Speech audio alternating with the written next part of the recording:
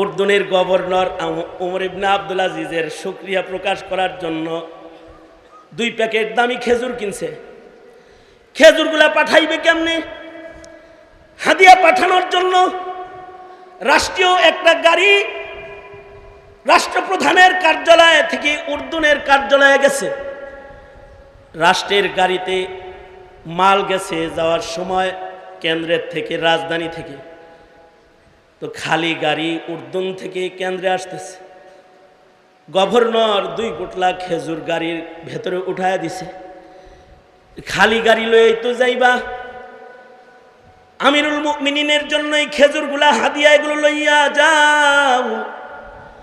এইগুলোকে আমিরুল মুমিনিনের দপ্তরে হাদিয়া হিসেবে পেশ করবে আমার পক্ষ থেকে। রাষ্ট্রীয় ডাক গাড়ি ফেরত আসার সময় খেজুরের পুটলা 2টা লয়ে আইছে, আইনা ওমর ইবনে আব্দুল আজিজের দরবারে পেশ করেছে। হযরত ওমর ইবনে আব্দুল আজিজ বললেন, গভর্নর থাকে উর্দুনে খেজুর আইলো কেমনে? আসমান দিয়ে আইছে? না না, জমিন দিয়ে আসছে। কে আনছে? রাষ্ট্রের একটা ডাক বিভাগের গাড়ি উর্দুনে গিয়েছিল, সেই গাড়িতে পাঠায় দিয়েছে। ওমর ইবনে আব্দুল আজিজ বলে, তাইলে তো এই খেজুর আমার জন্য হারাম হয়ে গেছে। কারণ যেই গাড়িটা গেছে ওটা রাষ্ট্রের টাকার কেনা গাড়ি। যেই ড্রাইভার গাড়িটা চালিয়ে গেছে ওই ড্রাইভারের বেতন দেয় বাইতুল মাল থেকে, রাষ্ট্রীয় কোষাগার থেকে। আর সেই গাড়িতে আমার হাদিয়ার খেজুর চইরা আইছে, এটা তো বাইতুল মালে রয়ে গেছে। বাইতুল মালের গাড়িতে আসছে, বাইতুল মালের ড্রাইভারে লয়ে আইছে। কই হযরত খালি গাড়ি আইছে? খালি গাড়ি আইছে তাই কি হয়েছে? আমার খেজুর তো ওইটা চইরা আইছে, সুতরাং এটা আমার জন্য হালাল নয়। যাও, নিজের খাদেমকে বললেন, যাও দামি খেজুরগুলাকে বাজারে বিক্রি করে দাও, আর বিক্রি করার টাকা যেটা আসবে সেটাকে বাইতুল মালে জমা করে দাও। কারণ খেজুরগুলা কেন্দ্রে আসতে বাইতুল মালের গাড়ি ব্যবহার হয়েছে, রাষ্ট্রীয় কোষাগারের সম্পদ ব্যবহার করে বেতনভুক্ত কর্মচারীর মেহনত এর সাথে লেগেছে। সুতরাং টাকাগুলোকে বাইতুল মালে জমা করে দাও। খাদেমে খেজুরগুলা লইয়া বাইরে যাইতেছে। ওমর ইবনে আব্দুল আজিজ রাহমাতুল্লাহির ভাতিজা বলে, এই খাদেম, তামাশা দেখতেছি, সব দেখছি, যাও খেজুরগুলা নিয়ে বাজারে যাও। বাজারে খেজুরগুলার দাম উঠাইবা, কিন্তু বেচবা না, কিনবো আমি। যা দাম উঠে 1 টাকা বেশি আমার কাছ থেকে নিবা। আমি আগেই কিনে রাখলাম, দাম উঠাইতে বাজারে লয়ে যাও। দাম উঠাইতে 13 টাকা মন দাম উঠছে। আচ্ছা বলে, হযরত 13 টাকা মন দাম, 14 টাকায় কিনলাম, এই যে 28 টাকা দিলাম।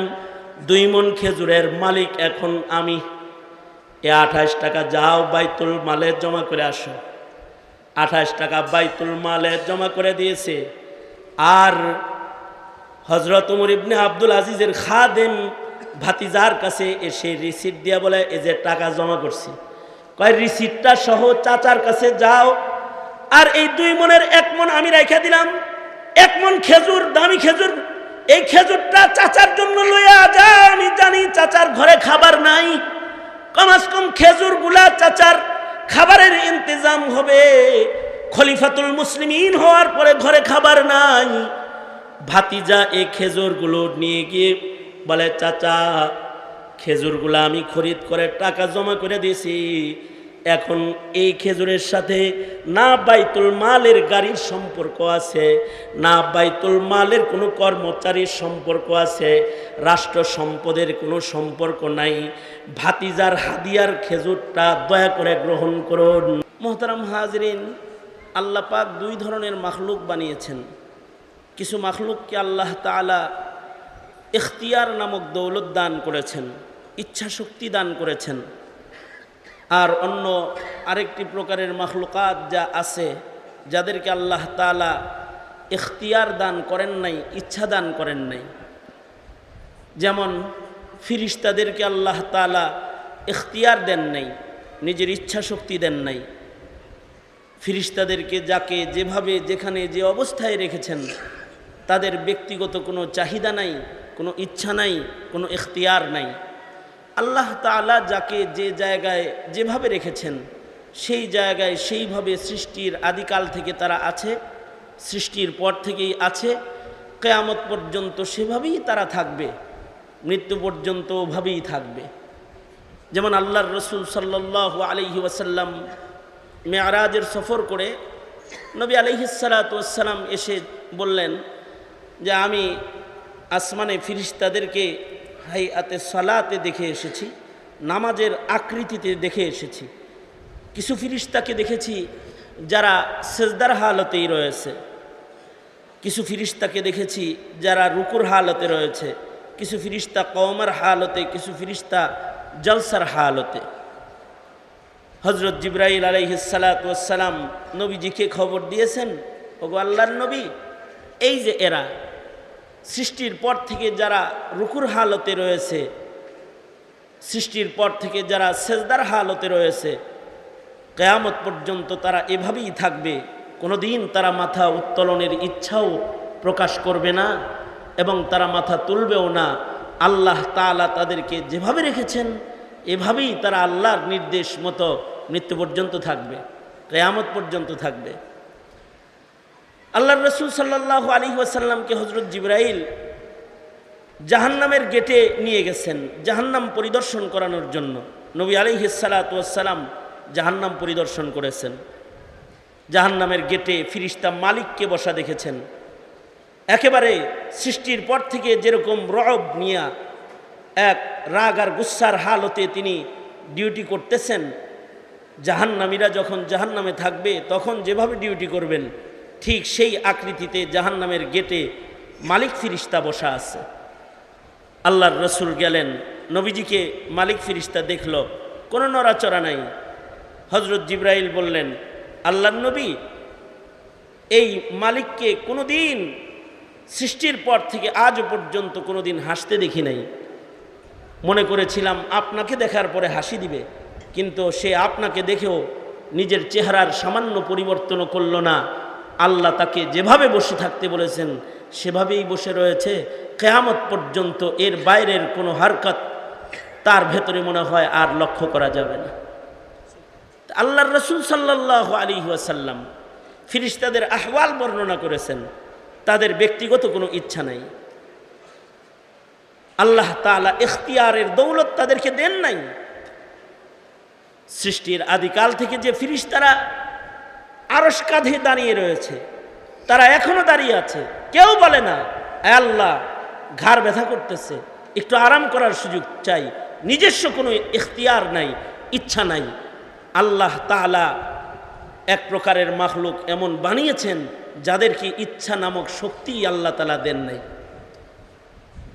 যেমন ভোরের সূর্য উদিত হয়, সন্ধ্যাবেলায় ডুবে যায়, নিজের ইচ্ছায় নয়, আল্লাহ পাকের নির্দেশে উদিত হয়, আল্লাহ পাকের নির্দেশে ডুবে যায়। নিজস্ব কোনো ইখতিয়ার, ইচ্ছা বাস্তবায়ন করার ক্ষমতা আল্লাহ তাআলা চাঁদ সূর্যকে দেন নাই। যে কক্ষপথে যাকে চলতে বলেছেন সে কক্ষপথে সৃষ্টির আদিকাল থেকে চলছে, কিয়ামত পর্যন্ত চলবে। চাঁদকে যে দিনে যতটুকুন আলো দিতে বলেছেন ততটুকুন দিবে, নিজের ইচ্ছায় আলো কমাবেও না বাড়াবেও না। দুদিনের চাঁদকে 8 দিনের মতো দেখা যাবে না, 8 দিনের চাঁদকে একদিনের মতো দেখা যাবে না, আমাবর্ষার চাঁদকে আলোকিত দেখা যাবে না। সৃষ্টির আদিকাল থেকে মালিকের নিজাম মেনে আল্লাহর ইচ্ছায় তারা উদয় হচ্ছে, আলো বিলাচ্ছে, এভাবেই বিলিয়ে যাবে। নিজের ইচ্ছা কোনোদিন তারা বাস্তবায়ন করতে পারবে না। শুধু চন্দ্র সূর্য না, পাক পাখালি, গাছগাছালি, হাইওয়ানাত, জামাদাত, নাবাতাত, এদেরকেও আল্লাহ তাআলা ইচ্ছা নামক শক্তি দেন নাই। এমনকি নিজের ইচ্ছাকে ব্যক্ত করার প্রাণী বানিয়েছেন, হাইওয়ান বানিয়েছেন, তাকেও শারীরিক দুর্বলতা দিয়েছেন, কিন্তু দুর্বলতা প্রকাশ করার শক্তি দেন নাই, নিজস্ব ইখতিয়ার দেন নাই। যেমন হাইওয়ানাতের ভেতরে, জামাদাতের তো নাই, হাইওয়ানাত প্রাণী জগৎ যারা, ওদের কষ্ট হয় দেহে, কিন্তু নিজের কষ্ট নিজের ইচ্ছা প্রকাশ করার ক্ষমতা আল্লাহ ওদের দেন নাই। পৃথিবীর আদিকাল থেকে আজ পর্যন্ত কোনো চতুষ্পদ জন্তু, একটি গরু অথবা একটি ছাগল তার মনিবকে এটা বলে নাই যে মনিব আমার দেহ দুর্বল, এখন আমার দুধ দহন করবেন না, আমার কোমরে ব্যথা, এখন আমার ঘাড়ে জোয়াল চাপায়া দিবেন না। কোনো ঘোড়া বলে নাই আমি হাই প্রেশারের রুগী, আমাকে এত বড় বোঝা দিবেন না, আমাকে সারাদিন বোঝা টানাবেন না। এমন কোনো নিজের দুর্বলতা প্রকাশ করার শক্তি পর্যন্ত আল্লাহ তাআলা এই প্রাণীদেরকে দেন নাই। ওদেরকে অন্যের গোলাম বানিয়ে দিয়েছেন, মানুষের বাধ্য বানিয়ে দিয়েছেন। ওরা মানুষের ইচ্ছায় নিজের ইচ্ছাকে সারা জনম জনম কুরবানি করে বেড়ায়, নিজের ইচ্ছা প্রকাশের মতো যোগ্যতা ওদের নাই। কিন্তু আল্লাহ তাআলা বনি আদমকে ইচ্ছা দান করেছেন, বনি আদমকে ইখতিয়ার দান করেছেন। ইচ্ছা করলে একজন বনি আদম সারা রাত দাঁড়ায় থাকতে পারে রবের আদালতে জায়নামাজের মুসল্লায়। আবার যদি সে ইচ্ছা করে তো সারা রাত বসে থাকতে পারে মদের আসরে আড্ডাখানায়। ইচ্ছা করলে সারা দিন ফেসবুক আর অনলাইনের পাপাচারে নিজেকে আটকায় রাখতে পারে। আবার এই ইচ্ছাও তাকে দান করেছেন, ইচ্ছা করলে সে নিজের নফসকে কাবু করে সারা রাত আল্লাহর কোরআনের তিলাওয়াত নামাজে দাঁড়ায় দাঁড়ায় করতে পারে। যেমন আমাদের আকাবিররা সারা রাত দাঁড়িয়ে নামাজ পড়েছেন, রাতের বেলায় ঘুম আসলেও নিজের ইচ্ছাকে কোরবানি করে সারা রাত ইবাদত করেছেন। নুমান বিন সাবিত, ইমামে আজম আবু হানিফা রহমতুল্লাহি আলাইহি এশার নামাজ পড়েছেন। এশার নামাজের ভেতরে ইমাম সাহেব সূরা জিলজাল তিলাওয়াত করেছে।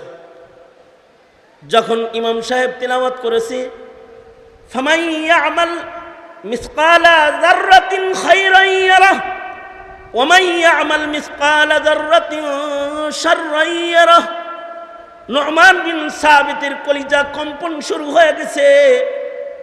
নামাজের ভেতরে থরথর করে কাঁপতে শুরু করেছেন আর কান্না শুরু করেছেন। নামাজ শেষ করে রাতের একটা অংশ আরাম করার মতো সাহস ওনার হয় নাই। নামাজ শেষে নিজেই আবার মালিকের কদম মোবারকে দাঁড়ায় গেছে, নফল নামাজে দাঁড়ায় গেছে। মসজিদের খুদ্দাম মুয়াজ্জিন তারা ভাবছে ইমাম কিছু সময় পরে নামাজ শেষ করলে মসজিদের দরজা বন্ধ করব। ঘরে চলে গেছে, মাঝ রাত্রে আবার আসছে, এসে দেখে ইমাম নামাজের ভেতরে কোরআন পড়তেছে আর কাঁদতেছে। আবার তারা চলে গেছে ঘরের ভেতরে, রাতের ঘুম ঘুমায় মুয়াজ্জিন শেষ রাত্রিতে ফজরের আজান দিতে মসজিদে এসেছে। এসে দেখে আশ্চর্য, নুমান জমানার ইমামে আজম সারা রাত আল্লাহর কালামের তিলাওয়াত করতেছে। ফজরের আজানের সময় হয়ে গেছে, ওই সময় তার মুখে সূরা জিলজালের তিলাওয়াত আবার শুরু হয়েছে। সূরা জিলজাল তেলাওয়াত শেষ করে দেহ কম্পন শুরু হয়ে গেছে, তো ইমামে আজম রুকুতে চলে গেছে। ছোট ছোট সূরাগুলো শেষ করে 2 রাকাত নামাজে গোটা রাত্রি ইমামে আজম কাটিয়ে দিয়েছে। 2 রাকাত নামাজ পড়ে সারা রাত জায়নামাজে দাঁড়িয়ে থাকার মতো ইচ্ছা শক্তিও আল্লাহ তাআলা বনি আদমকে দান করেছেন। আবার সারা রাত মদের আসরে সময় কাটানোর ইচ্ছা শক্তিও আল্লাহ তাআলা বনি আদমকে দান করেছেন। পৃথিবীর ইতিহাসে এমন কিছু মানুষ আছে যারা 1 রাকাত নামাজে গোটা কোরআন খতম করেছেন। তাদের ভেতরে একজন সাহাবী হলেন হযরত উসমান ইবনে আফফান, আরেকজন হলেন হযরত তামিমে দারি, আরেকজন তাবিঈ হলেন ইমামে আজম আবু হানিফা রাহমাতুল্লাহি আলাইহি, আরেকজন হলেন সাঈদ ইবনে জুবায়ের রাহমাতুল্লাহি আলাইহি। এরা নিজের ইচ্ছাকে এমন ভাবে রাতের আধারে কুরবানি করেছে যে এক রাত্রে 1 রাকাত নামাজের ভেতরে তারা টোটাল কোরআন দাঁড়িয়ে আল্লাহর সামনে তিলাওয়াত করেছে। নিজের ইচ্ছা শক্তিকে জবাই করে ফেলেছেন কাবু করে ফেলেছেন, নফসের শক্তিকে হত্যা করে ফেলেছেন। আল্লাহ তাআলা বলেন, যারা নিজের নফসকে কাবু করবে, ইচ্ছা তো দেওয়া হয়েছে সব মানুষকে, কিন্তু যারা নিজের ইচ্ছাকে কাবু করে ফেলবে এবং যারা আল্লাহ পাকের আদালতকে ভয় করবে, যে আমার তো একদিন আল্লাহর আদালতে দাঁড়াতে হবে, এই ভয় যাদের হৃদয়ে রাখবে, আল্লাহ পাকের মাকামকে যারা ভয় করবে, আল্লাহর ভয়ে তাকওয়ার নিয়ামত যারা নিজের ভেতরে জায়গা দিবে এবং যারা নিজের নফসকে আল্লাহর ভয়ে দমন করে রাখবে, নফসের তাবিদার, নফসের গোলাম যারা হবে না, আল্লাহ তাআলা তাদের জন্য ওয়াদা করেন, ওয়া আম্মা মান খাফা মাকাম রাব্বিহি ওয়া নাহান নাফসা আনিল হাওয়া ফাইন্নাল জান্নাতা হিয়াল মাওয়া। অন্য আয়াতে সূরা রহমানে আল্লাহ তাআলা বলেন, ওয়ালিমান খাফা মাকাম রাব্বিহি জান্নাতান, ওয়ালিমান খাফা মাকাম রাব্বিহি জান্নাতান। আল্লাহর আদালতে দাঁড়াইতে হবে, এই ভয় যারা হৃদয়ে রাখবে, তাদের একটা জান্নাত নয়, আল্লাহ তাআলা তাদেরকে দুইটা জান্নাত দান করবে। মানুষের ভেতরে এক প্রকারের মানুষ আল্লাহ ভয় পায়, এক প্রকারের মানুষ নিজের নফসকে কাবু করে রাখে, আর এক প্রকারের মানুষ আল্লাহকে ভয় পায় না, নফসের তাবিদার হয়ে যায়। যারা নফসের ইচ্ছা মতো নিজেকে চালায়, তারা চলতে চলতে আগুনে চলে যায়।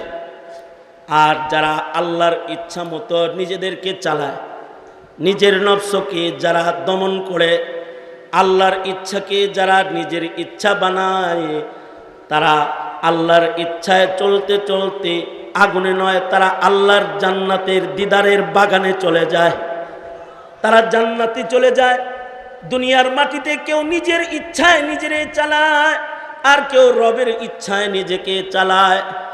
যারা ইচ্ছা শক্তি পাওয়ার পরেও নিজের ইচ্ছাকে জলাঞ্জলি দিয়ে আল্লাহর ইচ্ছাকে বাস্তবায়ন করে যায়, আল্লাহর কাছে মানুষের ভেতরে ওই মানুষগুলাই বন্ধু হওয়ার উপযুক্ত মানুষ হয়ে যায়। আর যারা নিজের ইচ্ছায় চলে বেড়ায়, এদেরকে আল্লাহ হাইওয়ান জানোয়ারের চাইতেও নিকৃষ্ট বইলা গালি দিয়া ফেলায়। উলাইকা কাল আনআমি বাল হুম আদাল। এগুলো মানুষ নয়, যাদের ইচ্ছা দেওয়া হয়েছে বলেই তারা কুকুরের মতন যেখানে সেখানে যত্র তত্র যৌনচারে লিপ্ত হয়ে যায়। তাদের ইচ্ছা শক্তি দেওয়া হয়েছে বিধায় তারা তাদের চক্ষুকে যে কোনো জায়গায় নজর করে ফেলে রেখে দেয়। তাদের জবান দেওয়া হয়েছে বিধায় তারা তাদের জবানকে যে কোনো শব্দ উচ্চারণের জন্য ব্যবহার করে ফেলায়। তাদেরকে পা দেওয়া হয়েছে, তাদের চলন শক্তিকে তারা পাপের পথে পরিচালিত করে বেড়ায়। তাদের হস্ত দেওয়া হয়েছে, তাই তারা তাদের হাতকে অন্যায় আর জুলম আর পাপাচারের ভেতরে তাদের হাতকে তারা ব্যবহার করে ফেলায়। এই প্রকৃতির মানুষ যারা, এরা মানুষ নয়। উলাইকা কাল আনআম, তারা চতুষ্পদ জন্তুর চাইতে খারাপ। সঙ্গত কারণে মানুষ হিসেবে জন্ম নিলেই মানুষ হয় না, নিজের ইচ্ছা শক্তি কুরবানি দিয়ে তাকওয়ার দৌলত সিনায় নিলে মানুষের মতো মানুষ হওয়া যায়। এ কারণে আমাদের আকাবিররা নিজের নফসকে কাবু করে আল্লাহ পাকের মাকাম, আল্লাহ পাকের ভয়কে নিজের হৃদয়ে এমন ভাবে অবস্থান দিয়েছিলেন যে আল্লাহর ভয়ে তারা এক জাররা, এক সেকেন্ড, এক কদম, একটি কথা, একটি কাজও তারা নিজের ইচ্ছা মতন করতে পারে নাই। কারণ তাদের হৃদয়ে ছিল তাকওয়া আল্লাহ। তারা দমন করেছিল তাদের প্রবৃত্তি, তাদের নফসানিয়তকে তারা দমন করেছিল। এ কারণেই তারা আল্লাহর কাছে সবচেয়ে প্রিয়। যেমন এই উম্মতের সবচেয়ে আল্লাহ প্রিয় মানুষ হলেন হযরত আবু বকর সিদ্দিক রাদিয়াল্লাহু আনহু। হযরত আবু বকর আল্লাহর কাছে এত প্রিয় কেন যে হযরত আবু বকরকে আল্লাহর জান্নাতের আটো দরওয়াজা ডাকবে। সুবহানাল্লাহ বলেন, সুবহানাল্লাহ বলেন। হযরত আবু বকরকে আল্লাহর জান্নাতের আটো দরওয়াজা থেকে ডাকাডাকি করা হবে কেন? কি কারণে? এ কারণেই যে আবু বকর নিজের ইচ্ছাকে সর্বোচ্চ কুরবানি দিয়ে আল্লাহর রাসূলের ইচ্ছাকে বাস্তবায়নকারী। এই কারণে হযরত আবু বকর তখন খলিফাতুল মুসলিমিন, অথচ 3 দিন ওনার ঘরে চুলায় আগুন ধরে না, ক্ষুধার্ত। গোলামের কাছেও খবর পৌঁছে গেছে সিদ্দিক আকবরের ঘরের চুলায় তো আগুন জ্বলে না। তো গোলামের কাছে কোন জায়গা থেকে রুটি গোশত হাদিয়া আসছে। হযরত আবু বকর ক্ষুধার্ত, গোলাম জানে নিজের কাছে হাদিয়া আসা এই রুটি গোশতগুলোকে গোলাম সিদ্দিক আকবরের সামনে পেশ করেছে, হযরত আবু বকরের সামনে পেশ করেছে। হযরত আবু বকর 3 দিনের ক্ষুধার্ত মানুষ রুটি আর গোশত পেয়ে এক লুকমা উঠায় নিজের মুখে চিবায় পেটের ভেতরে দিয়ে দিছে। যখন পেটে খাবার চলে গেছে আবু বকরের চিন্তা হয়েছে, কি খাইলাম, তাহকিক তো করলাম না। আমরা তো তাহকিক করে কিছু খাই না, কোনটা হালাল কোনটা হারাম তা তাহকিক আমরা করি না। কোন পণ্য কিনা যাবে কোনটা কিনা যাবে না তা আমরা বিচার বিশ্লেষণ করি না, ফতোয়া দেওয়ার পরেও আমরা মানি না। কিন্তু আবু বকর এক টুকরা রুটি আর এক টুকরা গোশত খাওয়ার পরে চিন্তায় পড়ে গেছে, কি খাইলাম। আবার গোলামকে ডাকাইছে, এই গোলাম, তুমি যে আমাকে রুটি গোশত হাদিয়া দিলে, এগুলো কেমনে পেলে, কোন খাবার দিলে? গোলাম বলে, আমিরুল মুমিনিন, জাহিলিয়াতে আমি একটা রোগীর চিকিৎসা করছিলাম। আমি একজন মুদাব্বির, আমি রুকিয়া করেছিলাম। আমার দুআয় আমার তাদবীরে ওই রোগীটা ভালো হয়েছিল। রোগীটা গরিব মানুষ, আমাকে কোনো বিনিময় দিতে পারে নাই। আজকে হঠাৎ করে তার ঘরে ভালো খাবার রান্না হয়েছে, তাই স্মরণ হয়েছে, তো আমাকে রুটি গোশত দিছে। সিদ্দিক আকবর বলে, তুমি যখন ওই রোগীর চিকিৎসা করেছিলা তুমি কি মুমিন ছিলা না কাফের ছিলা? আমি জাহিলিয়াতে ছিলাম, মুশরিক ছিলাম। হযরত আবু বকর সাথে সাথে রুটি আর গোশতকে সামনের থেকে সরায়া দিয়ে বলে, মুশরিক অবস্থায় রুকিয়া করেছ, নিশ্চয়ই আল্লাহর নামে করো নাই, লাত উজ্জার নাম লয়ে চিকিৎসা করছো। জি আমিরুল মুমিনিন। তাহলে লাত উজ্জার নামের কোন জিনিস আবু বকরের পেটে যাইতে পারে না, কেন আমার এই খাবার দিলা? হযরত আবু বকর খাবারগুলো সরায় ফেলেছে, আর হযরত আবু বকর নিজের মুখের ভেতরে উঙ্গুলি দিয়া বমি করার চেষ্টা করছে। হযরত উমর বলে, আমিরুল মুমিনিন এত কষ্ট করতেছেন কেন?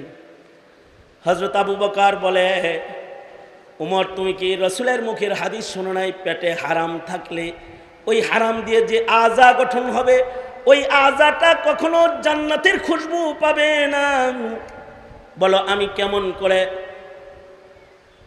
শকযুক্ত খাবারকে নিজের পেটে হজম হইতে দিতে পারি? যতক্ষণ পর্যন্ত এটারে বাইর না করব আমি শান্ত হব না। হযরত আবু বকর আবার পানি পান করলেন, নিজের মুখে উঙ্গুলি মারলেন। শেষ পর্যন্ত ভীষণ কষ্ট, ভীষণ যন্ত্রণায় হযরত আবু বকরের বমি হয়ে গেল। গোশতের টুকরাটা, রুটির টুকরাটা বের হয়ে গেলে সিদ্দিক আকবর আলহামদুলিল্লাহ বললেন, আলহামদুলিল্লাহ, হারাম খানা পেট থেকে বাইর হয়ে গেছে। এই যে তাকওয়াল্লাহ, আবু বকরের যে এই যে আল্লাহর মর্জির সন্ধান করা, নিজের ক্ষুধা আর নিজের নফসানিয়তকে দমন করা, এটা সম্ভব হয়েছে তখন যখন আবু বকরের হৃদয়ে স্থাপিত হয়েছে তাকওয়াল্লাহ, আল্লাহর ভয় স্থাপন হয়েছে, তখন এটা সম্ভব হয়েছে। আর আমরা মুসলমানের ঘরে জন্মগ্রহণ করার পরেও পূজার প্রসাদ না খাইলে মনে শান্তি আসে না। ঘুষ সুদ হারাম না কামাইলে রাত্রে ঘুম ধরে না, কারণ আমরা আল্লাহর ভয়ে ভীতু গোলাম না। আমরা আল্লাহর ভয়ে ভীতু গোলাম না, আমরা নফসের তাবিদার গোলামে পরিণত হয়েছি। আমরা আল্লাহকে ভয় করি না। হযরত উমর, ওনার কাছে দুধ হাদিয়া এসেছে, দুধ নবীজির পছন্দের দুধ আল্লাহর পছন্দের, দুধ জিব্রাইলের পছন্দের, দুধ আল্লাহর পছন্দের। এ কারণেই আল্লাহ তাআলা মাখলুকাত বানানোর পরে অধিকাংশ মাখলুকরে মায়ের দুধ খাওয়ায়। কেন? দুধ খাবারটা আল্লাহর পছন্দের। দুধ জিব্রাইলেরও পছন্দের। মেরাজের রজনীতে আল্লাহর রাসূলের সামনে মসজিদুল আকসায় ট্রেতে করে দুধ, শরাব, পানি নবীর সামনে পেশ করা হয়েছে। নবী জিব্রাইলের দিকে তাকাইলে জিব্রাইল বলে, আল্লাহর রাসূল দুধ পান করুন। দুধ জিব্রাইলেরও পছন্দ, দুধ নবীজিরও পছন্দ। নবীজিকে কেউ দুধ দিলে পারে নবী মানা করতেন না, পান করতেন। হযরত উমরকে দুধ দেওয়া হয়েছে, উমর কি এটা মানা করেন না মানুষ? উমর তো নবী যেটা পছন্দ করে উমর সেটা পছন্দ করে। নবীর ইচ্ছা যেটা উমরের ইচ্ছা এটা। এক মুনাফিকে নবীর ইচ্ছা মানে না। তো হযরত উমর নতুন করে বিচারের জন্য উমরের কাছে গেছে। উমর নবীর ইচ্ছার সাথে নিজের ইচ্ছার মিল প্রকাশ করার জন্য এক কোপে তরবারি দিয়ে মুনাফিকের গর্দান নামায়া দিয়েছে যে আমার নবীর ইচ্ছা তো আমার ইচ্ছা, উল্টা বিচার নিতে আমার কাছে আইছ। এই তো সেই উমর। সেই উমরের সামনে দুধ দিছে আর মনে পড়ছে নবী দুধ পছন্দ করে, ঘাট করে এই দুধ মুখে নিয়ে নিছে। এক ঢোক হযরত উমর দুধ গিলে ফেলেছেন, এক ঢোক পেটের ভেতরেও চলে গেছে। এবার হযরত উমর জিজ্ঞাসা করে, এই দুধগুলা কি তোমার উট ছাগলের বাড়ির দুধ? যিনি দুধ হাদিয়া নিয়ে এসেছে তিনি বলে, আমিরুল মুমিনিন না, বাইতুল মালের যে উট ছাগলগুলার দুধ দহন করা হয় এটা বাড়ি হিসেবে এক এক সপ্তাহে এক এক গরিবরে দেয়া হয়। বাইতুল মালের উট ছাগলের দুধগুলা এইবারের বাড়িতে আমি পেয়ে গেছি, আমার জন্য সাদাকা, কিন্তু ওয়ালাকা হাদিয়া, আপনার জন্য তো এটা হাদিয়া, আপনি খান। হযরত ওমর রেগে গেলেন। বাইতুল মালের পাহারাদার হইলাম আমি উমর, আমি খলিফাতুল মুসলিমিন, আমি বাইতুল মালের হাদিয়ার দুধ তোমার কাছ থেকে ঘুরায় খাবো? তো তালার চাবি আমার কাছে আছে, আমি আইনা খাইতে পারি। তোমার কাছে হাদিয়ার দুধ আসার পরে সেটা খাইয়া যদি আমি মইরা যাই, আর যদি আল্লাহ কয় খলিফা থাকা অবস্থায় বাইতুল মালের দুধ তোমার পেটে কেন, উত্তর দিব কি আমি? হযরত উমর হাউমাউ করে কান্না শুরু করলেন আর নিজের মুখে উঙ্গুলি দিয়া বমি করে সব দুধগুলাকে কায় করলেন, বের করলেন। ততক্ষণ পর্যন্ত হযরত উমর শান্ত হলেন না, যতক্ষণ পর্যন্ত পেটের দুধ না বের হইছে। উমর যে এটা করতে পেরেছে এটা ছিল উমরের তাকওয়াল্লাহ, আল্লাহ পাকের মাকামের আর আদালতের বিচারের ভয় হযরত উমরকে এটা করতে বাধ্য করেছে। আর বর্তমান সমাজের মুসলিম সমাজের নেতা, মুসলিম সমাজের লিডার, মুসলিম দেশের রাষ্ট্রপতির নেতৃত্বে রাষ্ট্রের রিজার্ভ ফান্ড উধাও হয়ে যায়, তালাশ করে বাইর করা যায় না কে খেয়েছে। এ কাণ্ড মুসলমানের মাটিতে ঘুটে যায় তাকওয়াল্লাহ না থাকার কারণে। যদি তাকওয়াল্লাহ থাকতো তাইলে বাইতুল মালের এক জাররার খেয়ানত হতো না, রাষ্ট্র সম্পদ বিদেশে জমা হতো না, আঙ্গুল ফুলে নেতারা কলাগাছ হয়ে যেত না, কলাগাছ হয়ে যেত না। কারণ তাকওয়াল্লাহ নাই, ক্ষুধাভীতি নাই। সঙ্গত কারণে নফসানিয়তকে প্রয়োগ করার জন্য, ক্ষমতার চেয়ারকে সবচেয়ে বড় অস্ত্র হিসেবে নেওয়ার জন্য ইলেকশনের আগে নমিনেশনের কারাকারি আর মারামারি শুরু হয়ে যায়। কারণ কি? তাকওয়াল্লাহ নাই, নফসানিয়তকে নিজের সবচেয়ে বড় খোদায় পরিণত করেছে। হযরত উমর ফারুক রাদিয়াল্লাহু আনহু এক ঢোক দুধ নিজের পেটের ভেতরে থাকা অবস্থায় নিজেকে স্বাভাবিক হালতে রাখতে পারেন নাই। এটা শুধু হযরত উমরের কারবার না, পৃথিবীর মাটির উপরে তাকওয়াওয়ালা, আল্লাহ ভীরু, খোদা ভীরু যত মানুষ গেছে সবারই অবস্থা। ইতিহাসের পাতার আরেকজন উমর ছিলেন উমর ইবনে আব্দুল আজিজ রহমতুল্লাহ আলাইহি, যাকে উমরে সানি বলা হয়, যাকে বলা হয় উমরে সানি। উনি ইতিহাসের পাতার দ্বিতীয় উমর ইবনে আব্দুল আজিজ রহমতুল্লাহ আলাইহি, যার শাসনামলে বাঘ আর ছাগল এক ঘাটে পানি পান করেছে। আল্লাহু আকবার জোরে করে বলেন। কারণ শাসক যদি ইনসাফওয়ালা হয়, তার ইনসাফের আসার জমিনের মানুষ শুধু না, জঙ্গলের হাইওয়ানের উপরেও পড়ে যায়। 5 বছরও লাগে না, 10 বছরের শাসন লাগে না। উমর ইবনে আব্দুল আজিজের শাসনকাল ছিল মাত্র 2.5 বছর। মাত্র 2.5 বছরের শাসন ক্ষমতা। এই 2.5 বছরের শাসনের প্রভাব মানুষের হৃদয়ে শুধু নয়, জঙ্গলের প্রাণীর উপরে পড়েছিল। যে বাঘ কখনো ছাগলের রক্ত পান করে নাই। এটি কেমনে সম্ভব হয়েছিল? এটি সম্ভব হয়েছিল আল্লাহ পাকের ভয়ের বিস্তারের মাধ্যমে, তাকওয়ার বিতরণ পদ্ধতির মাধ্যমে। নিজে ছিল মুত্তাকি, জমিনের মানুষদেরকে বানায়েছে মুত্তাকি, তাদের তাকওয়ার আসর প্রাণীর উপরে পড়েছে। তো বাঘ মুত্তাকি হয়েছে, জুলুম করা ভুলে গেছে। এই উমর ইবনে আব্দুল আজিজ রহমতুল্লাহ আলাইহি, উনি উর্দুনে এক গভর্নরকে প্রেরণ করলেন। গভর্নর উমর ইবনে আব্দুল আজিজ রহমতুল্লাহ আলাইহির একনিষ্ঠ ভক্ত।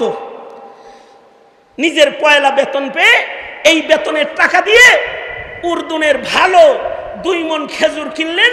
2টা কার্টুন করে এই 2 কার্টুন খেজুর হযরত উমর ইবনে আব্দুল আজিজের জন্য হাদিয়া পাঠানোর নিয়ত করলেন।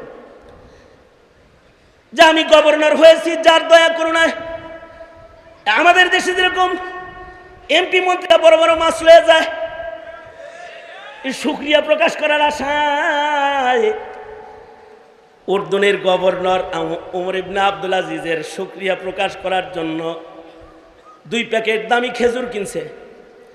খেজুরগুলা পাঠাইবে কেমনে? হাদিয়া পাঠানোর জন্য রাষ্ট্রীয় একটা গাড়ি রাষ্ট্রপ্রধানের কার্যালয় থেকে উর্দুনের কার্যালয়ে গেছে। রাষ্ট্রের গাড়িতে মাল গেছে যাওয়ার সময় কেন্দ্রের থেকে, রাজধানী থেকে। তো খালি গাড়ি উর্দুন থেকে কেন্দ্রে আসতেছে। গভর্নর 2 পোটলা খেজুর গাড়ির ভেতরে উঠায় দিছে।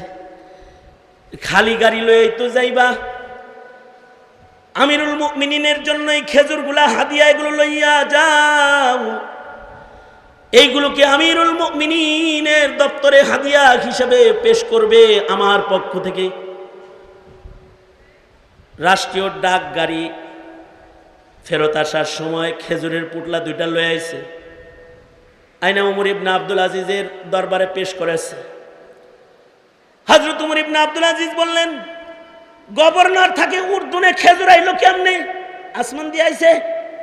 না না, জমিন দিয়ে আসছে। কে আনছে? রাষ্ট্রের একটা ডাক বিভাগের গাড়ি উর্দুনে গিয়েছিল, সেই গাড়িতে পাঠায় দিয়েছে। উমর ইবনে আব্দুল আজিজ বলে, তাইলে তো এই খেজুর আমার জন্য হারাম হয়ে গেছে। কারণ যেই গাড়িটা গেছে ওটা রাষ্ট্রের টাকার কেনা গাড়ি। যেই ড্রাইভার গাড়িটা চালিয়ে গেছে ওই ড্রাইভারের বেতন দেয় বাইতুল মাল থেকে, রাষ্ট্রীয় কোষাগার থেকে। আর সেই গাড়িতে আমার হাদিয়ার খেজুর চইরা আইছে, এটা তো বাইতুল মালে রয়ে গেছে। বাইতুল মালের গাড়িতে আসছে, বাইতুল মালের ড্রাইভারে লয়ে আইছে। কই হযরত খালি গাড়ি আইছে? কই খালি গাড়ি আইছে তাই কি হইছে? আমার খেজুর তো ওইটা চইরা আইছে, সুতরাং এটা আমার জন্য হালাল নয়। যাও, নিজের খাদেমকে বললেন, যাও দামি খেজুরগুলাকে বাজারে বিক্রি করে দাও, আর বিক্রি করার টাকা যেটা আসবে সেটাকে বাইতুল মালে জমা করে দাও। কারণ খেজুরগুলা কেন্দ্রে আসতে বাইতুল মালের গাড়ি ব্যবহার হয়েছে, রাষ্ট্রীয় কোষাগারের সম্পদ ব্যবহার করে বেতনভুক্ত কর্মচারীর মেহনত এর সাথে লেগেছে। সুতরাং টাকাগুলোকে বাইতুল মালে জমা করে দাও। খাদেমে খেজুরগুলা লইয়া বাইরে যাইতেছে। উমর ইবনে আব্দুল আজিজ রহমতুল্লাহর ভাতিজা বলে, এই খাদেম, তামাশা দেখতেছি, সব দেখছি, যাও খেজুরগুলা নিয়ে বাজারে যাও। বাজারে খেজুরগুলার দাম উঠাইবা, কিন্তু বেচবা না, কিনবো আমি। যা দাম উঠে 1 টাকা বেশি আমার কাছ থেকে নিবা। আমি আগেই কিনে রাখলাম, দাম উঠাইতে বাজারে লয়ে যাও। দাম উঠাইতে 13 টাকা মন দাম উঠছে। আচ্ছা বলে, হযরত 13 টাকা মন দাম, 14 টাকায় কিনলাম, এই যে 28 টাকা দিলাম, 2 মণ খেজুরের মালিক এখন আমি, 28 টাকা যাও বাইতুল মালে জমা করে আসো। 28 টাকা বাইতুল মালে জমা করে দিয়েছে। আর হযরত ওমর ইবনে আব্দুল আজিজের খাদেম ভাতিজার কাছে এসে রিসিট দিয়া বলে, এই যে টাকা জমা করছি। কয় রিসিটটা সহ চাচার কাছে যাও, আর এই 2 মণের 1 মণ আমি রাইখা দিলাম। 1 মণ খেজুর, দামি খেজুর, এই খেজুরটা চাচার জন্য লইয়া যা। আমি জানি চাচার ঘরে খাবার নাই, কমাস কম খেজুর গুলা চাচার খাবারের ইন্তজাম হবে। খলিফাতুল মুসলিমিন হওয়ার পরে ঘরে খাবার নাই। ভাতিজা এই খেজুরগুলো নিয়ে গিয়ে বলে, চাচা খেজুরগুলো আমি খরিদ করে টাকা জমা করে দিয়েছি, এখন এই খেজুরের সাথে না বাইতুল মালের গাড়ির সম্পর্ক আছে, না বাইতুল মালের কোনো কর্মচারীর সম্পর্ক আছে, রাষ্ট্র সম্পদের কোনো সম্পর্ক নাই। ভাতিজার হাদিয়ার খেজুরটা দয়া করে গ্রহণ করুন। ওমর ইবনে আব্দুল আজিজ বলে, হ্যাঁ এখন এই খেজুর ওমর ইবনে আব্দুল আজিজের খাওয়ার উপযুক্ত হয়েছে। এটাকে বলে, এটাকে বলে ক্ষুধাবৃত্তি, এটাকে বলে মনুষ্যত্ববোধ, এটাকে বলে ইনসানিয়াত, এটাকে বলে নফস দমন পদ্ধতি। এই জায়গায় কিভাবে যাবে একটা লোক? এমনি এমনি যেতে পারবে না। নফসের এই দমন, এই পদ্ধতি শিখার জন্য কারোর কাছে নিজেকে ন্যস্ত করতে হয়। সঙ্গত কারণেই পৃথিবীর মাটিতে যুগে যুগে নবী রাসূলদের মাধ্যমে তালিম দিয়ে ভাবে নফস বানানোর মেহনত আল্লাহ তাআলা লক্ষাধিক পয়গম্বর দিয়ে করিয়েছেন। আর যখন পয়গম্বরদের মেহনতের পরে মানুষের নফস গঠন হয়ে গেছে, তখন তাদের এই নফসওয়ালাগুলা কোনো কসম করলে আল্লাহ ওইটা পুরা করেছে, কোনো দোয়া করলে সে দোয়া আল্লাহ তাআলা রিসিভ করেছে, কবুল করেছে, কোনো আবেদন করলে সে আবেদনগুলো আল্লাহ তাআলা কবুল আর মঞ্জুর করেছে। আর আমাদের নফস হাইওয়ানাতের নফসের চেয়ে নিকৃষ্ট হওয়ার কারণে আমরা আবেদের বেশি দোয়া করি, তাও দোয়া কবুল হয় না। আমরা লাইলাতুল কদরে দোয়া করি, তাও দোয়া কবুল হয় না। আমরা সালাতুল ফজরে কুনুত পরে দোয়া করি, কুনুতে নাজিলা পরে দোয়া করি, তারপরেও আমাদের দোয়া কবুল হয় না। আসল কথা হলো সংখ্যা তো অনেক রয়েছে, কিন্তু নফস উত্তম ইমানের দ্বারাই মুতমাইন নফস, যাদের আবেদন আল্লাহ কবুল করবে এমন আবেদনওয়ালা মুসলমানের সংখ্যা কমে গেছে। অধিক যখন হয়ে গেছে নফসের দাবিদার, তখন জমিনে আল্লাহর গজব আসতেছে, আল্লাহর কাছে মুমিনের আবেদনগুলো পুরা হচ্ছে না। অথচ আগের জমানার মানুষ আবেদন করলে দোয়া কবুল হয়ে যেত, যা আবেদন করত আল্লাহ তাই দিত। উহুদের ময়দানে 2 সাহাবী যাইতেছেন, আব্দুল্লাহ ইবনে জাহাশ এবং হযরত সাদ ইবনে আবি ওয়াক্কাস রাদিয়াল্লাহু আনহু, 2 জন উহুদে প্রবেশ করতেছেন। উহুদের ময়দানে যুদ্ধে প্রবেশ করতেছেন। যুদ্ধে প্রবেশ করার আগে এক মুজাহিদ আর এক মুজাহিদকে কয়, আব্দুল্লাহ বলে সাদ ইবনে আবি ওয়াক্কাসকে, মুরব্বী আপনিও যুদ্ধে ঢুকতেছেন, আমার দিলের ভিতরে একটা দোয়া আইছে, একটা দোয়া করতে করতে আমি যুদ্ধের মাঠে ঢুকবার লাগছি। আপনি যদি আমার দোয়াটায় আমিন বলতেন, আর আপনি একটা দোয়া করেন, আপনার দোয়াটায় আমি আমিন বলি, তবে একজনের দোয়া আরেকজন শুনবে না। আপনি মনে মনে দোয়া করবেন, আমি জোরে করে আমিন বলবো, আমি জোরে করে দোয়া করব, আমি আস্তে দোয়া করব, আপনি জোরে করে আমিন বলবেন। 2 জনে মিলে 2 জনের দোয়ায় আমিন বলছে। এবার ঢুকার আগে বলতেছে, আপনি ঢুকবেন এই দিকে, আমি ঢুকবো এই দিকে। আমার গোত্রের লোক এই পাশে যুদ্ধ করতেছে, আপনার গোত্রের লোক ওই পাশে। আচ্ছা দোয়াটা করলেন কি একটু শোনানো যায়? কি দোয়া করছেন মনে মনে? না, যার যার দোয়া আল্লাহর সাথে হয়ে গেছে, এটা আরেকজনের শোনানোর দরকার নেই। না শোনান না। তুমি কি দোয়া করছো? আপনারটা আগে শোনান, তাহলে আমারটা বলবো। সাদ ইবনে আবি ওয়াক্কাস বলে, আমি দোয়া করেছি, ও আল্লাহ আমি উহুদের মাঠে যাইতেছি, একটা হৃষ্টপুষ্ট বড় শক্তিশালী কাফেররে আমার সামনে খাড়া করে দিও, যার কাছে অনেক মাল আছে, আর আমাকে তুমি শক্তি দিও, আমি যেন ওকে এক আঘাতে পরাস্ত করে দিতে পারি। আর ওর মালগুলা গনিমত হয়ে যায়। আমি এই গনিমত নিয়ে মদিনায় ঢুকলে মদিনাবাসীর ফায়দা হয়ে যাবে, আমি গাজী হয়ে যাব।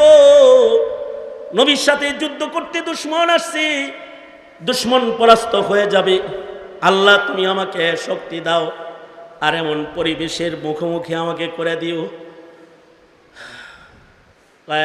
আব্দুল্লাহ তুমি আমার এই দোয়ায় আমিন বলেছ। সাদ ইবনে আবি ওয়াক্কাস বলে, আব্দুল্লাহ তুমি কি দোয়া করেছো? তুমি কি দোয়া করেছো? আমি দোয়া করেছি, ওগো আল্লাহ, মুমিন আর মুশরিকরা মুখোমুখি হবে, কিছু মানুষ তো শহীদই হবে। ওগো আল্লাহ, সেই শহীদের লিস্টে যেন আমি আব্দুল্লাহর নাম চলে যায়, কারণ তোমার দরবারে হিসাব দিয়া জান্নাতে যাওয়ার মতো শক্তি আমার নাই। আমি একটু বিনা হিসাব জান্নাত পেতে চাই। তাই উহুদ প্রান্তরে যারা শহীদ হবে তাদের ভিতরে ওগো আল্লাহ তুমি আমার নামটা উঠাইয়া লইও। আর একটা দরখাস্ত হলো, ওগো আল্লাহ তুমি যখন বিচার করবে তখন তুমি মুখে তালা দিবে। আলিয়াউমা নাখতিমু আলা আফওয়াহিহিম ওয়া তুকাল্লিমুনা আইদিহিম। ওগো আল্লাহ তুমি আমার মুখে তালা দিবে, হাত কথা বলবে, পা কথা বলবে, কান কথা বলবে, চোখ কথা বলবে, আমার আযা অঙ্গ প্রত্যঙ্গ কথা বলবে।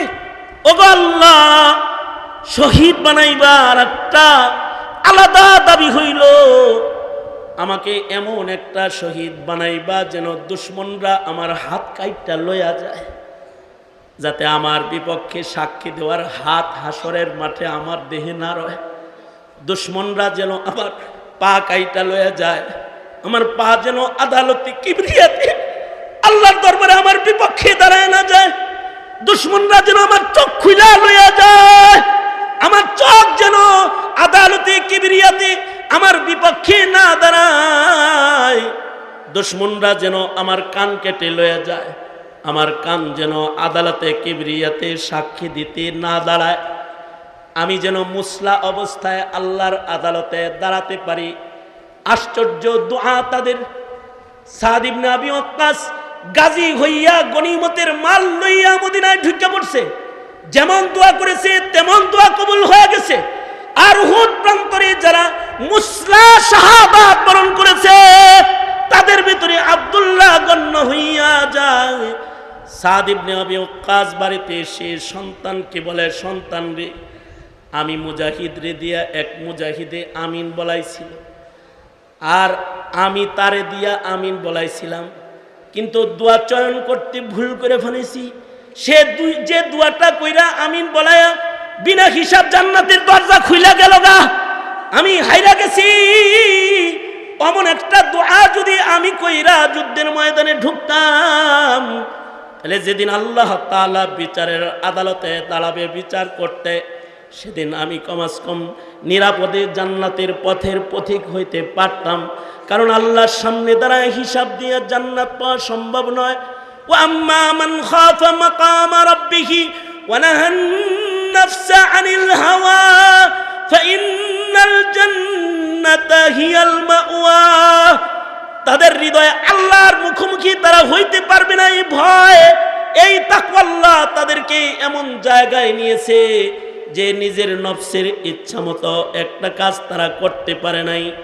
আর তারা যখন কামেল মুত্তাকি হয়ে গেছে, তখন তারা আল্লাহর কাছে এমন মাহবুব, এমন প্রিয় হয়েছে যে তারা মুখ দিয়ে কোনো কথা বললে আসমানের মালিক আল্লাহ সেই কথাটা ফেরত দেন নাই। আল্লাহ তাআলা তাদের দোয়া কবুল করে নিছে। কিন্তু আমাদের দোয়া কবুল হয় না। আমরা খানকায় বসে দোয়া করলেও কবুল হয় না, আমরা জেলখানার তালার ভেতরে বসে দোয়া করলেও কবুল হয় না, আমরা চোখের পানি সহ দোয়া করলেও দোয়া কবুল হয় না, আমরা ক্ষতবিক্ষত রক্ত মাখা দেহে দোয়া করার পরেও সে দোয়া কবুল হয় না। কারণ হলো অধিকাংশ মুসলমান আজকে তা নফসের গোলামিতে লেগে গেছে, আল্লাহর গোলামি ভুলে গেছে, সংখ্যাগরিষ্ঠতা হয়ে গেছে। আধিক্য হলো নফসের গোলামের সংখ্যা বেশি, গণতন্ত্রের গোলামের সংখ্যা বেশি, ভারতের গোলামের সংখ্যা বেশি, আমেরিকা চায়নার গোলামের সংখ্যা বেশি, আল্লাহর গোলামের সংখ্যা কমে গেছে। একটি ঘটনার মাধ্যমে আমি আমার আলোচনাকে আজকের জন্য সমাপ্ত করতে ইরাদা রাখি। ইমাম তাবারানী রাহমাতুল্লাহি আলাইহি উনি ওনার কিতাব আদ-দুআর ভেতরে ঘটনাটা এনেছেন এবং মাকারিমুল আখলাকের ভেতরেও মুসান্নিফ দোয়াকে এই ঘটনাটাকে নকল করেছেন। ইমাম তাবারানী আদ-দুআ কিতাবে নকল করেছেন। আল্লামা খারাইতি উনি উনার কিতাব মাকারিমুল আখলাকের ভেতরেও এটা নকল করেছেন যে হযরত উমর বসে রয়েছেন আর হযরত উমরের সামনে দুই বাপ বেটা আসছে দেখা করার জন্য। আজব দুই বাপ বেটা আসছে, যেই দুই বাপ বেটার চেহারা একই রকম, একটা আরেকটার বদল। হযরত উমর বললেন, তোমরা কি বাপ বেটা? জি। আশ্চর্য, আমার জীবনে গোটা আরবে এমন বাপ বেটা আমি কখনো দেখিনি। তোমার চোখ যেমন তোমার ছেলের চোখ তেমন, তোমার কান যেমন তোমার ছেলের কানের ডিজাইন তেমন, তুমি যতটুকু লম্বা তোমার পোলা অতটুকু লম্বা, তোমার দাড়িগুলা যেমন তোমার ছেলের দাড়িগুলা এমন। এত নকল হুবহু ফটোকপি সন্তান জীবনে দেখিনি।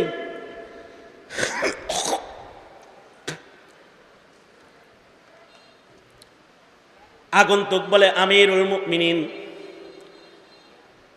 যেহেতু আমার সন্তান দেখে আশ্চর্যান্বিত আপনি হলেন, তাহলে এমন আশ্চর্য সন্তান আমি কেমনে পাইলাম এটা শুনবেন না? অবশ্যই শুনবো, বলো বলো।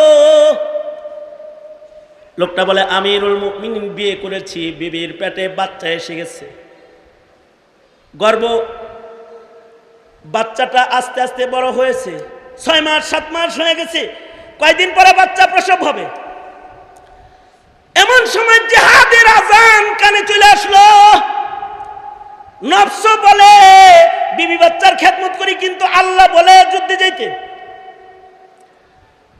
আমিরুল মুমিনিন নিজের বিবির কাছ থেকে বিদায় নিয়ে ঢাল তরবারি হাতে আমি যুদ্ধের জন্য রওনা করলাম। বিবি আমার বলে, পেটে বাচ্চা রেখে যাচ্ছ, কি হবে আমার? তুমি যাচ্ছ যুদ্ধে, কেমনে কি হবে? আগন্তুক বলে, আমিরুল মুমিনিন, আমার বিবি যখন বাচ্চা প্রসবের চিন্তায় কাঁদতেছিল, তখন আমি আমার বিবির পেটে হাত রেখে বলেছিলাম, আস্তাউদিউল্লাহ মা ফি বাতনিক, তোমার পেটে যা আছে এগুলোকে আমি আল্লাহর হাওয়ালা করে গেলাম। তোমার পেটে আমার যে বাচ্চা আছে এটাকে আল্লাহর হাওয়ালা করে গেলাম। দোয়াটা উচ্চারণ করার সাথে সাথে আমার বিবি নীরব হইয়া যায়। বিবিকে টাকা পয়সা দিয়ে বাচ্চা পেটে রেখে আমি যুদ্ধের ময়দানে চলে যাই। যুদ্ধ সময় লম্বা হইতে থাকে। হঠাৎ করে একদিন আমি খবর পাই যে আমার বিবির ইন্তেকাল হয়ে গেছে এবং আমার বাচ্চাটাও প্রসব হয় নাই। বিবির পেটের ভেতরেই আমার বাচ্চা। মহল্লার লোকেরা আমার বাচ্চা আর আমার বিবিকে, যেহেতু বাচ্চা বের হয় নাই, বাচ্চার সহ মাইয়িতকে কবরে রেখে দিয়েছে। কিছুদিন পরে যুদ্ধ শেষ হয়ে গেলে আমি বাড়িতে এসেছি। বাড়িতে এসে শুনি লোকদের মুখে গুঞ্জন, জানো জানো জানো, তোমার বিবিরে যে কবরে রাখা হয়েছে ওই কবরে রাতের গভীরে আগুন দেখা যায়, আর কিসের আওয়াজ যেন শোনা যায়। লোকটা বলে, আমিরুল মুমিনিন, আমার বিবি ছিল আবেদা, সালেহা, জাহেদা, কানেতা, আশিকা, মুমিনা। পেটে সন্তান লয়ে মারা গেছে, তার কবরে আগুন হয় কেমনে এটা আমার বুঝে আসে না। ঘটনা অবজার্ভ করার জন্যে আমি রাতের অন্ধকারে বিবির কবরে গেলাম। মানুষ বলে রাতের বেলায় নাকি আগুন দেখা যায়। আমি একদিন রাতের বেলায়, রাতের আধারে সে কবরের পারে গেলাম। সত্যই দেখি কবর থেকে আগুন বাইরে বের হয়ে আসে। কাছে থেকে ঘটনা দেখার জন্য কবরের খুব কাছাকাছি চলে গেলাম।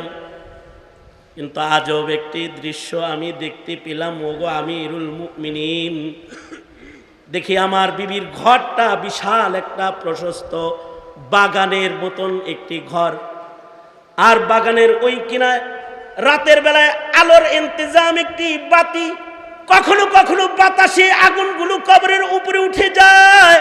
কবরটা একটা আলোকিত কবর। কাছে যাইয়া দেখি আমার বিবি আমার সন্তান কোলে করে দুগ্ধ পান করাচ্ছে। আমি কবরের পারে যায় দাঁড়াইতে, বিবি আমার দাঁড়িয়ে যায় আর বলে, স্বামী গো, যুদ্ধের ময়দানে গেলা, মুজাহিদ হিসাবে দরজায় দাঁড়ায় দোয়া করলা, আস্তাউদিউল্লাহ মা ফি বাতনিক, আমার পেটে যেটা আছে এটারে আল্লাহর হাওয়ালা করলা, কিন্তু আমারে আল্লাহর হাওয়ালা করলা না। স্বামী গো, তোমার সন্তান লয়ে আমি কবরে আসছি ঠিক, কিন্তু যার হাওয়ালা করে তুমি সন্তান আমার পেটে রেখে গেছো, তোমার মনি তোমার সন্তানকে কবরে আমার পেটে জিন্দা রেখেছে। এ সন্তান কবরে প্রসব হয়েছে, ফেরেশতারা নিগরানি করেছে।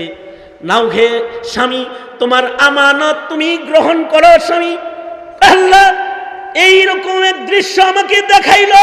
আমিরুল মুমিনিন, আমি হাত বিছায়া দিলাম, আমার বিবি আমার সন্তান আমার কোলে দিলে কুদরতি ভাবে কবরটা লেগে গেল, মিশে গেল, আর কবরের দরওয়াজা বন্ধ হয়ে গেল।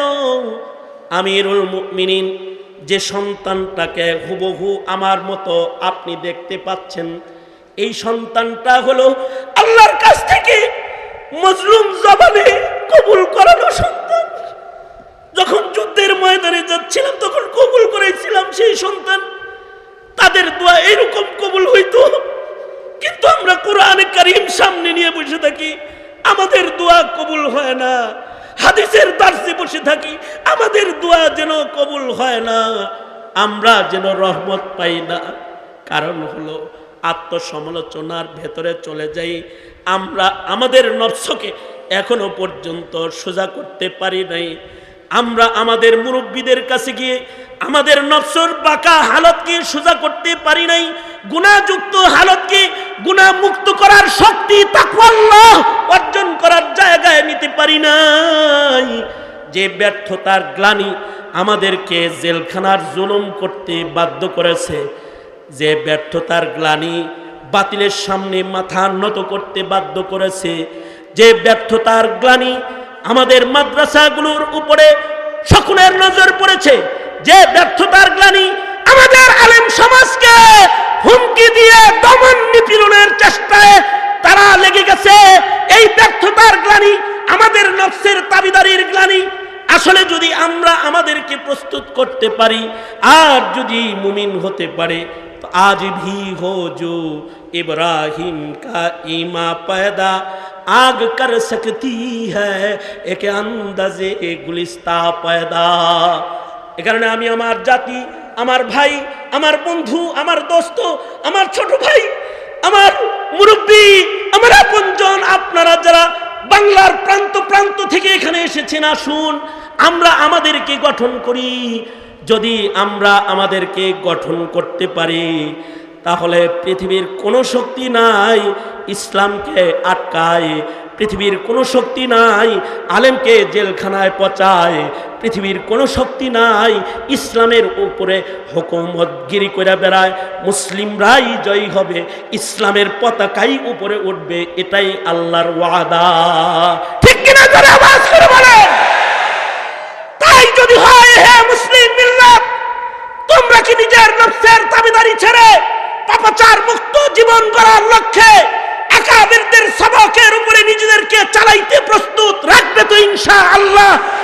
শুধু ব্যক্তি জীবনে এই প্রস্তুতি নয়, রাষ্ট্র জীবনেও যদি আকাবিরদের উঙ্গুলির ইশারায় হকের জন্য, ইসলামের জন্য, কোরআনের জন্য নিজের জীবন বিসর্জন দিতে হয়, তো কাফন পরে হামজালা, খুবাইব, খাব্বাবের মতো ময়দানে বেরিয়ে আসতেও প্রস্তুত থাকবে ইনশাআল্লাহ, ইনশাআল্লাহ।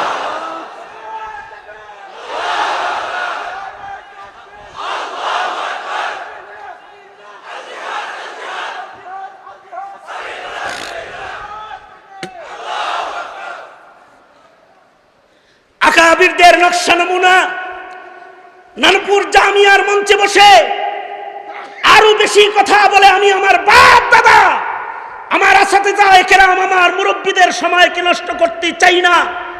তবে বাতিল শক্তিকে অবশ্যই এই মঞ্চ থেকে ঘোষণা জানিয়ে দিতে চাই, মুসলমানরা আগেও ছিল, এখনো আছে, মুজাহিদেরা আগেও ঈমান নিয়ে ময়দানে ছিল, গোলা বারুদ আর ককটেল নিয়ে নয়, আজও ঈমান নিয়েই আছে। বাতিল শক্তি যতই শক্তিধর হোক, তার শক্তিকে পরাস্ত করার জন্য মুমিনের তাকওয়া আর ঈমানের শক্তি যথেষ্ট শক্তি, যথেষ্ট শক্তি। সঙ্গত কারণে সেই তৈয়ারি নিজেদের ভেতরে রেখে কদম কদম সামনে চলার দাওয়াত জানিয়ে আমি এই মুবারক মজমায় আমার সংক্ষিপ্ত তাকরার, আমার সবককে এখানেই গুটিয়ে আনতেছি। যা কিছু ভালো বলেছি আমার পক্ষ থেকে, যদি কোনো ভুল হয়ে থাকে শয়তানের পক্ষ থেকে আল্লাহ তাআলা ক্ষমা করে দেন। আর ভালো কথাগুলোকে আমল করার এবং মধ্যে নজর রাখার তৌফিক আল্লাহ তাআলা দান করুন। আমিন সুম্মা আমিন। ওয়া আখিরু দাওয়ানা আনিল হামদুলিল্লাহি রাব্বিল আলামিন। আসসালামু আলাইকুম ওয়া রাহমাতুল্লাহি ওয়া বারাকাতুহু।